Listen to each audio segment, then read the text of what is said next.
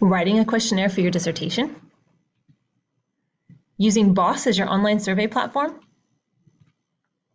Hi, my name is Christine Pereira, and I'm the Statistics and SPSS Advisor in the Academic Skills team. I'm running a workshop just for you on the 31st of May in the library, Bannerman Room 109. I will show you how to use Boss most effectively and choose the correct question types for your survey, as well as how to check whether your questionnaire asks the questions you need in order to answer your research question and run statistical analysis. I will also show you how to avoid the most common mistakes students make when using Boss and writing a questionnaire.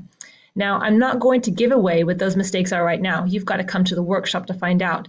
But the most common mistakes students make can lead to hours of unnecessary data manipulation and frustration trying to fix the data. And this is before you can even start your statistical analysis. The most common mistakes made when designing a questionnaire can lead to not collecting the data you need, which leads to not being able to answer your research question, which inevitably leads to panic and worry. Don't let this be you. So, no matter how prepared you feel, come along to this workshop on the 31st of May in the library, Bannerman Room 109. Your supervisor will send around an email with the time for this workshop shortly.